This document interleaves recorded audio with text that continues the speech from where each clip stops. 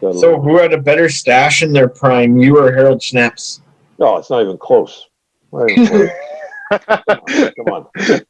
Look at this is. I just trimmed it. And he doesn't even have his anymore, I don't think, or he didn't last time we ran into him. Yeah, you know what? He had it off last time I saw him too, but his was okay. It was more like Fu Manchu-ish, you know. Kind of. It was good. I mean, you know, hey, it suited him, and he was well known for it for sure. Of course. But I don't know. Hey, everyone's different. I mean, you know, look at Mike. Mike thinks he has one.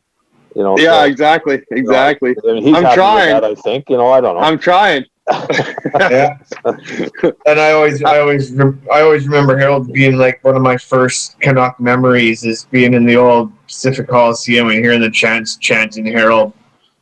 Yeah, well, you know what? It bothered me because Harold was gone when I got here. Yeah. And I don't know. I went to hit somebody, and my helmet flew off, and all I heard is this quiet chant, Harold, Harold. You know, because our hair is similar, and I'm thinking, what? Do I look that bad?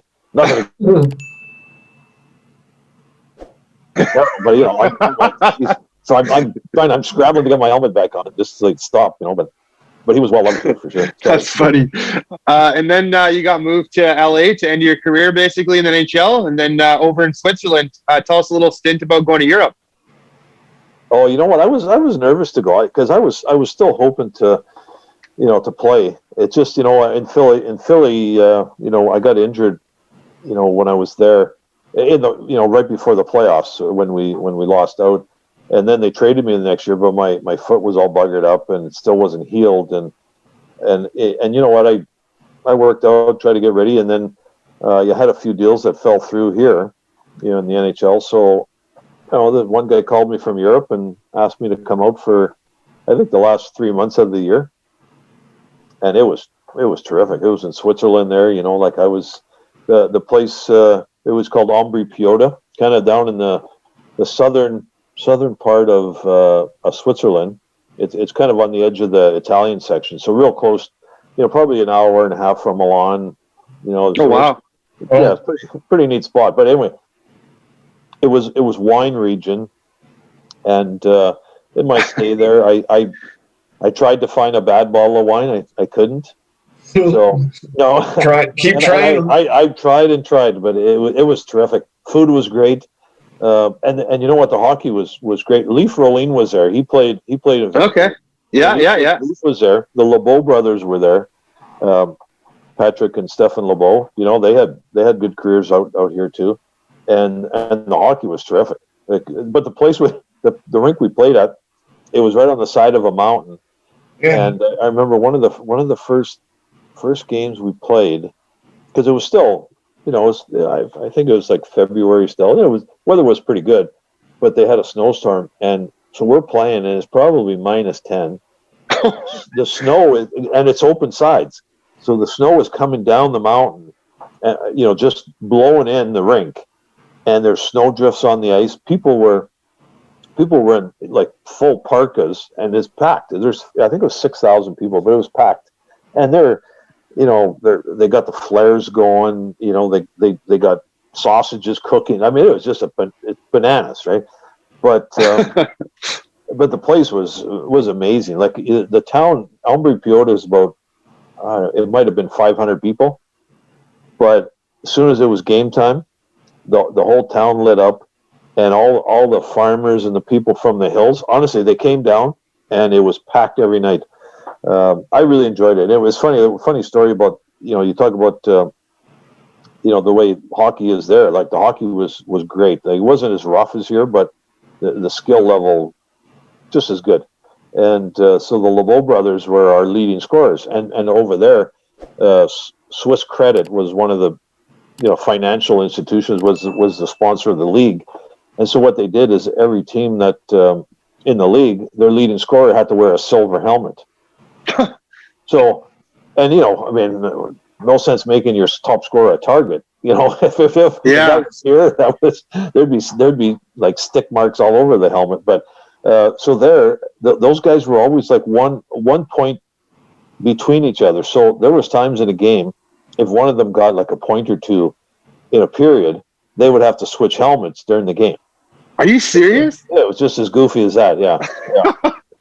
And it was interesting. I know, I know the rink, like I was describing the rink. Our dressing room was, I don't know, maybe it was about the same as what it was in the Coliseum, which was just, we've got wood stalls and, nice. Yeah. Everything was good, but it was nothing fancy. Well, I walked in the rink there, and same thing, nothing fancy. The guys are walking around with there's these little, they're pinching these little paper cups. They're espresso cups. They're disposable ones, and there's this monster coffee machine in the middle of the dressing room. And that's all they did in between periods. There was Gatorade, but nobody drank that. They were drinking these little shot glasses of coffee, espresso. Oh yeah, it was good too. They didn't screw around. That was the best part of the rink, I think. Yeah, that's crazy. What was your favorite stadium you ever played in? I mean, that last one sounds awesome, dude. Well, that one was good. Well, the one in Ombry, it was like a wartime bunker too. So you had to walk through all these concrete steel doors just to get to the dressing room. And they had the round. It was like a submarine. They had the round handles and stuff to turn. It was bizarre. But you know what? Like, I mean, hey, the ones here, some of the old ones, like the old Montreal Forum or, Toronto Gardens, Maple Leaf Gardens. Even you go to Boston, the old Boston rink there, Boston Garden. It was just a dump, but the energy. Montreal was probably the best for that. And Toronto, but these other ones, you go to Madison Square Garden, and it's not the rink is it's okay now. It's beautiful because they redid it, but back then, you go to Chicago or Boston. You had to shake your gloves and skates just to get the cockroaches out. You would hear guys screaming before practice because they're shaking their gloves out and the cockroach comes out. Nasty. Yeah. And I honestly miss the Pacific Coliseum because those boards were better than any boards in the league. Like when someone got hit, you knew he got hit. Well, you know what? You should have played in Montreal because those things were like concrete. But the good thing about them, the runners on the bottom. Yeah, now it's all plastic and that crap. It was wood back then.